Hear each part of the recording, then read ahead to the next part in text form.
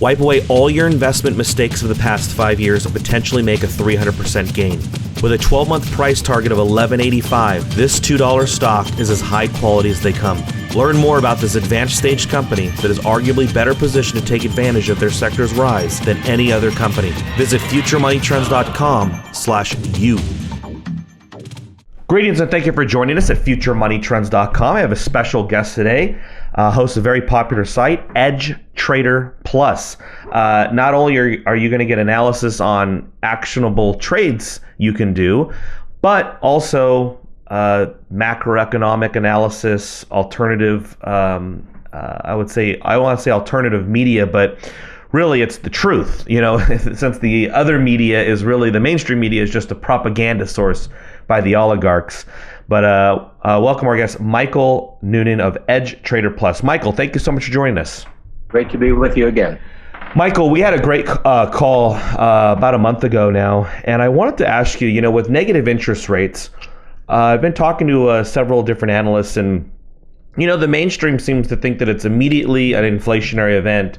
However, because there is, the companies are reducing their dividends now, obviously fixed income investors will have less spendable cash into the economy. Liquidity will dry up from that as far as for income investors. It seems like it's a big positive for gold because now people, instead of having money in the bank, might just buy gold. But with that said, is negative interest rates deflationary or inflationary in your opinion? I really have no idea how it's going to affect things. It's not good. All I can say is they're essentially a tax, a hidden tax, if you were. And it's been the governments through their interest rates have been destroying the middle class and devastating the elderly who have been dependent upon income from their treasury bonds and interest rates holdings. It's been reduced from where they were getting fairly decent returns a decade ago to almost, zero. And they're suffering badly. And whether people like that are going to transition into gold and silver remains to be seen. Not a lot of people in this country favor gold and silver or even aware of it as an alternative investment. So that's my view on it, short. What ideas right now do you see that where people can position themselves to increase their net worth? They get slimmer and slimmer. It's I hate to beat a dead horse on this one, but I still think one of the greatest proven preservations of wealth have been precious metals, particularly gold and silver, and I think people who should place their money to some degree, however, whatever they feel comfortable with, into precious metals, assets with substance that have no counterparty risk versus any form of paper, which to me is going to reach, every form of paper will reach its ultimate intrinsic worth, which is the piece of paper, and it's almost zero.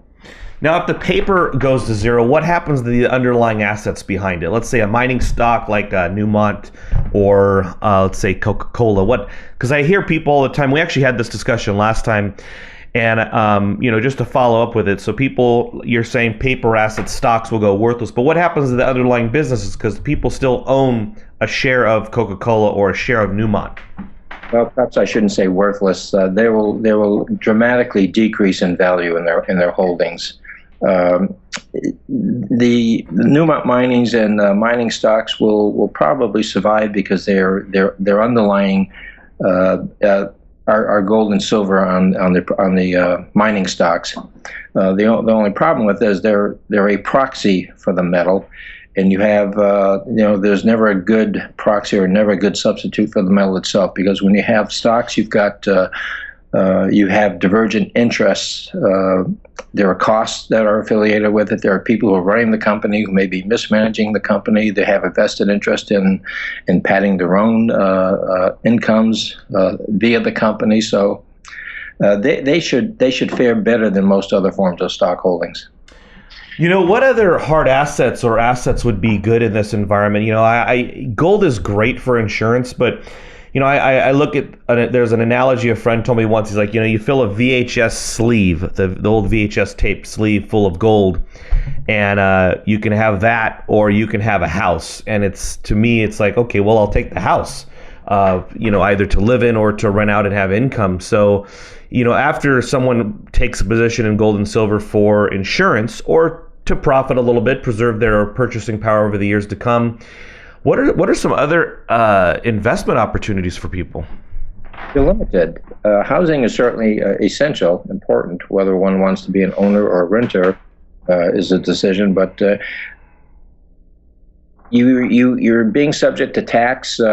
Housing is really not an asset so much, because there's always out of pocket expenses for housing. So I wouldn't view it strictly as an asset, but certainly owning a property or renting, being secure in that vein, especially if you have property that has water running by it, or you have available arable land that you can plant things for survival. Because the likelihood is that the government, as it keeps clamping down on people's ability to be independent, there's also a possibility that they may clamp down on people being individually productive to trying to feed themselves. So there's caveats no matter where you look, and I don't see too many hard asset alternative investments. Recently, Carl Icahn, it just came out a few days ago. I mean, his short position is 150% larger than his long position. Stanley Druckenmiller, he's taking his portfolio from 0 to 30% in gold now. Investors like Ray Dalio have also been very, very bearish. And it's not that these specific guys have any extra credibility than anybody else, but these specific guys are kind of embedded in the mainstream. They're, on the same level as, CNBC Sears would look at Warren Buffett. So I'm not trying to put these guys on a pedestal, but I do want to ask you, with names like these, where they are mainstream, they are, for all intents and purposes, they've been on the, they've benefited from the plunge protection team. They've benefited from the Fed and the bubble and all the fraud. But here you have these guys now essentially committing treason publicly against the very groups and entities like the Federal Reserve that have made them rich for the past 30 years. What are your thoughts on specific individuals like these or others now not only going short the market, but buying gold? Well, buying gold is almost a necessity. I'm slightly aware of the names that you mentioned, but I really don't follow them. Most of the even some of the big names in the investment community have suffered enormously. I think Icahn, you said, was short, heavily short, like 150%. The market, yeah, 149% net short position now. See, when I hear something like that, it makes me question he's top picking, and more money is lost in trying to pick tops and trying to pick bottoms than any other place. And to me, it's he may turn out to be right, but he'll be right for the wrong reasons. There's no confirmation of a top in place. I think we're in a topping process in the stock market, and I'm looking. I think if we're almost there, if we don't see a new high using the S&P as a benchmark, or a weak reaction after this correction, one can begin to perhaps look to the short side. But I think everyone who has tried to short the stock market for the last several years since the 08 debacle has been wrong. It's like those who have been trying to pick the bottom in gold and silver since the tops in 2011, 2012 have been wrong until recently. Where do you think the broader markets are going to be December 31st, 2016? I have no clue. I don't even try to guess anything like that. No, fair enough. I mean, obviously, it's probably very wise to not make a prediction like that. But if you had to guess, where would you guess? Well, it's not even a question of being wise not to make a guess. To me, it's just pure folly. You're asking someone to predict the future, which nobody can. It's almost impossible to predict what the market will do tomorrow, let alone 6 months from now or 7 months from now. Sure. So, for your technical analysis, I mean, what is the current trend direction that you think we are heading into the summer? Which market? Dow Jones, S&P 500, broader markets? I don't follow the Dow because it's too brief, too few stocks to make it meaningful. The S&P again is struggling to maintain. It looks to me to be in a topping process, but it hasn't totally rolled over yet. If I had to pick and choose something between now and December in the stock market, I would say it's either going to continue its topping process or it will have begun a severe correction. Isn't it with the Dow Jones, I think there's only one stock, right, that's in it from, 100 years ago. And S&P 500 has also had a huge turnover. They are biased, though, these indexes, to going up. I mean, I don't know. I want to say it's June, but I could be wrong. But annually, these they're getting rid of the bad ones, and they're pumping these things full of growth stocks or something they feel will do better, right? Well, for me, they're all bad.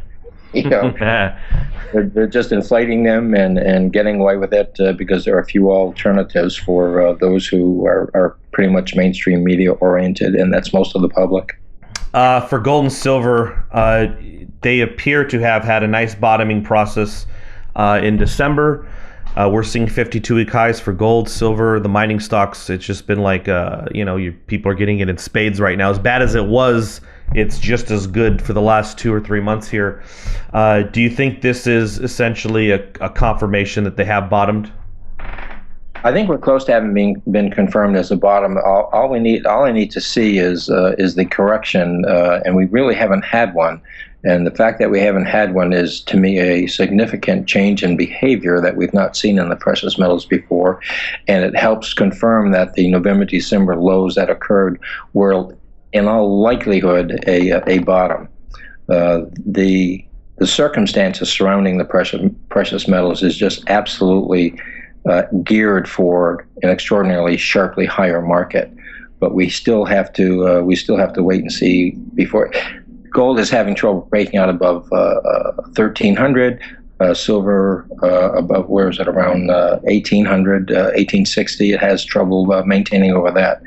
Any kind of weak pullback will be confirmation that there's no selling pressure. And with selling in the last few days, we've not seen a lot of significant selling coming in. We're seeing the market drop, but not in large numbers where sellers are saying, they're driving the market down like they used to do, almost with impunity a year or two ago.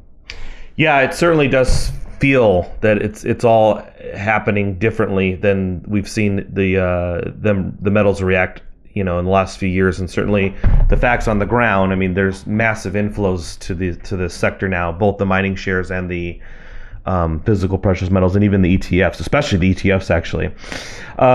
Michael, I read a story this morning on Drudge Report. It had a story about Lunar Homes. They're building homes now for grandma, grandpa, and the millennials and the baby boomers to all live together. So I guess newer homes are actually by design. They'll even have like their own kitchen area, like a second kitchen for the adult children that can't move out. I mean, is this just another clear sign that the middle class is it's finished here in the U.S.? Pretty much. I mean, it makes sense. I've not been aware of that, but it makes sense. I've been more aware of FEMA camps being built than I have of lunar module homes. But it certainly does make sense that people are consolidating. They'll have to. It becomes prohibitively expensive to purchase new homes. So it's a smart idea. I don't know if we got a chance to talk about Trump and Sanders the last go-around, but Trump is now the nominee. I mean, they keep saying Hillary's going to be the nominee, but Sanders keeps winning, and who knows, maybe the Democrats will have a contested convention. For Trump and Sanders to be in this position, is this really a derivative of just what's going on with the underlying economy? And can either Trump or Sanders do anything about what's happened to the U.S.? Well, I'll qualify by saying I'm not a registered voter. I don't participate in the voting process by choice. Can they do anything? I think the deep state is too deeply embedded, not to be repetitive, but it is too deeply embedded for any new incoming president to have an impact on the market. One of the comments, it's kind of a funny comment that Bill Clinton made, was, I didn't realize after becoming elected president how few presidential things I got to do. Because the country is being run by by the mandarins, those who have been deeply embedded in the political process by design, by the elites, by the globalists that are preserving their status quo. Yeah, it really is. The whole primary process has actually been quite amusing, just because all of a sudden these people who are, they say they're on one side, they say they support certain things, and now they're, they don't want to endorse Donald Trump. But it's so funny because Paul Ryan, they talk about his conservative principles, but he's for open borders. He's for basically U.S. getting ripped off on trade deals. Hillary Clinton and Paul Ryan probably have more in common than Trump or even his voters. This whole process, though, I mean, really, with the economy breaking down, I would almost say that no one should want to be president in the next year, just because the whole thing could implode on them, right? Well, it's those who want to be are their egos. I think all politicians are liars, and probably Hillary Clinton is at the top of the pile for the heap that's running right now. She is the globalist or the elitist candidate. Yeah, for sure. So it'll be interesting to see how it's even possible for her to lose, because I have to imagine there'll be a lot of ballot stuffing on that first Tuesday of November. All right, Michael Noonan of Edge Trader Plus. Sir, so there's a paid membership and a free membership, correct? No paid membership. Everything's free. Oh, well, that is a price people cannot resist. Not even any ads on my website. All right, everybody, edgetraderplus.com. Check it out right now. Michael, thank you so much for being on the show with us again. I appreciate the invite.